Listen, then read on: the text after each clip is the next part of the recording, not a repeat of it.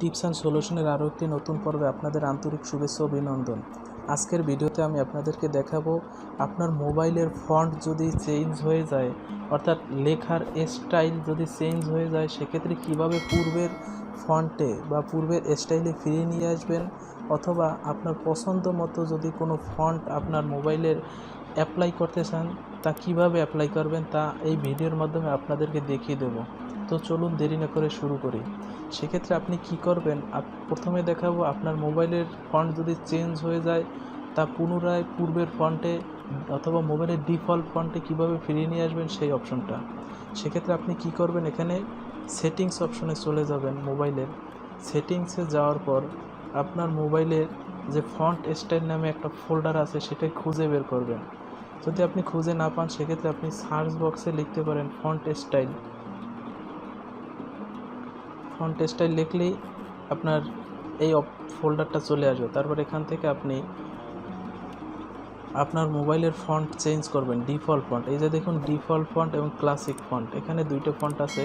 এখানে আপনি যদি ক্লাসিক ফন্টে ক্লিক করে অ্যাপ্লাই করে দেন সেক্ষেত্রে আপনার ক্লাসিক ফন্টে অ্যাপ্লাই হয়ে যাবে, অথবা যদি অন্য কোনো ফন্ট দেওয়া থাকে আপনার মোবাইল অ্যাপ্লাই করা থাকে, যদি পূর্বের ফন্ট দিতে চান সেক্ষেত্রে ডিফল্ট ফন্টে ক্লিক করে অ্যাপ্লাই করবেন, আপনার ডিফল্ট ফন্টটি অ্যাপ্লাই হয়ে যাবে মোবাইলে। তো এইগুলো আপনার যদি ফন্ট চেঞ্জ হয়ে যায় সেক্ষেত্রে ডিফল্ট ফন্টে কীভাবে নিয়ে আসবেন সেই অপশনটা। আর একটা অপশন হলো, আপনি যদি আপনার মোবাইলের ফন্ট স্টাইল চেঞ্জ করতে চান, বিভিন্ন ধরনের ফন্ট ইউজ করতে চান, সেক্ষেত্রে আপনি আপনার মোবাইলের যে থিমস নামের যে অ্যাপস আছে সেই থিমস অ্যাপসে চলে যাবেন। এই থিমস অ্যাপসটি আপনার হোম স্ক্রিনে থাকবে মোবাইলের। আমার এই যে থিমস অ্যাপসে আছে, এখানে আমি থিমস অ্যাপসে ক্লিক করলাম।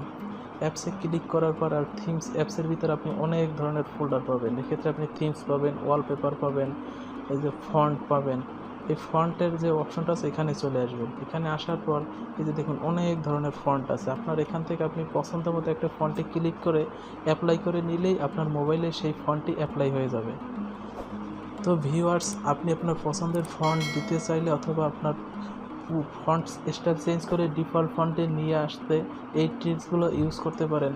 তো আপনার যদি ভিডিওটি ভালো লেগে থাকে তাহলে অবশ্যই লাইক, কমেন্ট এবং শেয়ার করুন, এবং চ্যানেলটি সাবস্ক্রাইব করে দিয়ে নোটিফিকেশন এবং বেল বাটনে ক্লিক করে দিন, যাতে নতুন নতুন ভিডিওর আপডেট পৌঁছে যায় সবার আগে আপনার কাছে। তো সবাইকে অসংখ্য ধন্যবাদ।